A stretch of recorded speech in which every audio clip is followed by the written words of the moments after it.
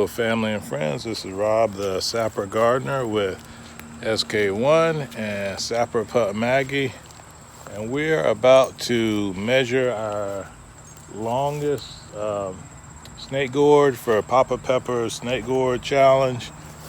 We're not going to cut it off yet because I think it's going to get longer out here, but we're going to do a measurement. Today is the end of July, last week of July, so we're going to measure it now, and then we'll try to measure it every few weeks to see how much it's growing.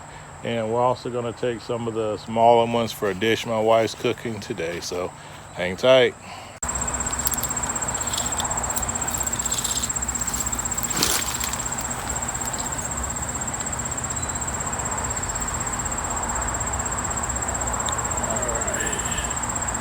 So from top to tip, we got 37 inches.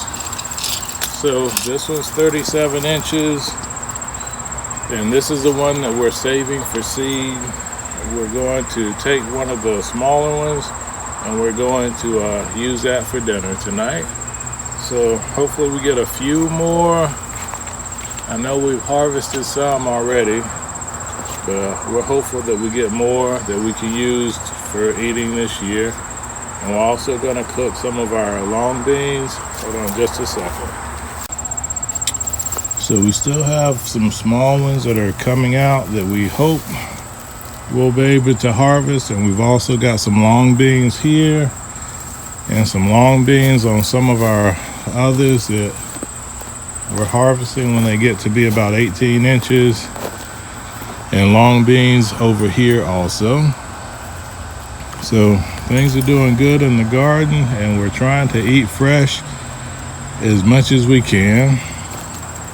We watched an old video from Nathan at Sampson Farms about his okra challenge, and we've got some tall okra, but I don't think we've got any award winners over here, even though we're getting a lot of okra off of this one, which is a red variety, and we've got some other okra scattered around the garden in different places, but just a highlight of this. So we're gonna show you. All right, we are back inside, me and Mrs. SG, and we're going to cook a dish using our snake gourds and some other ingredients we're going to show you. So what is this dish called, sweetie? Ginataang Kalabasa. That means squash with coconut milk. Okay, so let me turn you guys around and we'll tell you the ingredients. So it's not a super ton of ingredients, but there are different things going in. We're going to use about a half can of coconut milk, some black pepper, some salt. We are using beef broth in ours, but if you want this to be a complete vegetarian dish, you can just use all water, but we're using a little beef broth for flavor. We've got some kalabasa squash. We've got some snake gourd chopped. We've got some Moringa leaves, or Moringa as it's called in Tagalog. We've got some shishito peppers. We've got some Asian long beans, or yard long beans they may be called.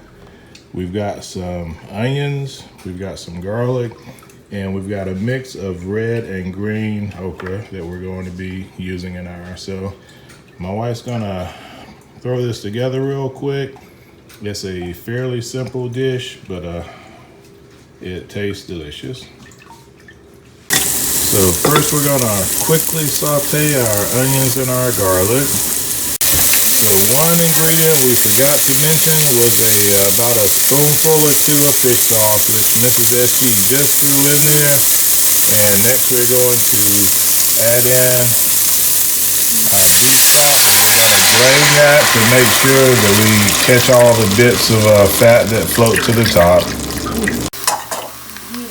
So after we bring the temperature back up, we just add our other ingredients. It's a very simple and quick to put together meal, and one of our favorites. So we're gonna cook this for a few minutes, and she's warming the coconut milk, so that'll go in a few minutes, and then we'll just marry it all together, let all the vegetables cook down, and then we will bring you guys back when we get to the table. Of course, she's also going to season everything. So we'll be back in a few minutes.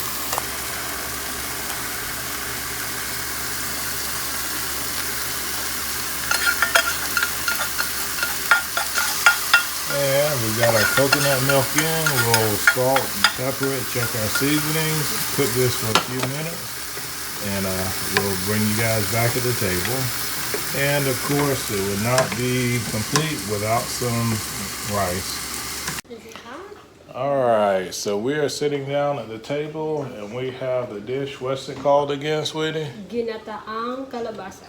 Okay, Ginataang Kalabasa. Got it. Man, that was good on my part. So we eat this, you know, with different ingredients, different times, but it's just such a perfect dish to make with garden fresh ingredients. So we're going to serve ourselves this, and then we'll get a real quick reaction from everybody at the table. What is it? And then we're gonna close this one out. Also the pepper.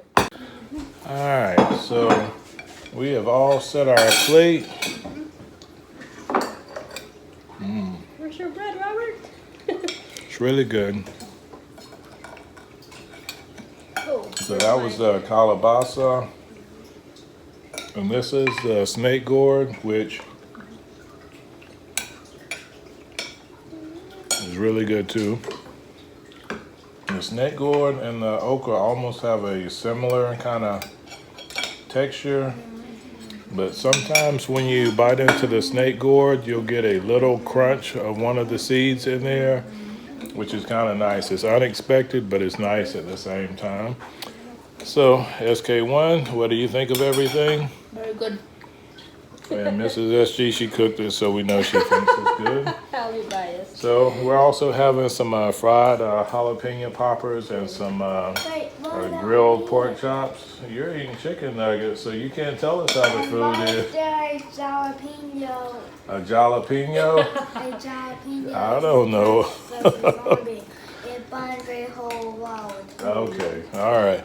So this was a kind of a simple meal that we enjoy, and a taste for my wife: the kalabasa squash, the moringa, the snake gourds, the okra. Those are all common ingredients in the Philippines. So we're going to close out, eat our dinner, because I still have more grass to cut today out in the yard. So we're going to finish up, and I'm going to try to cut grass while I got daylight. So as always, God bless our great country, America. God bless you wherever you reside around the world, your garden, your harvest, your kitchen, your meals, and especially your family that have health, success, and prosperity as we have. So, representing Essayons Family Garden, this is Rob, the Sapper Gardener. Sapper out.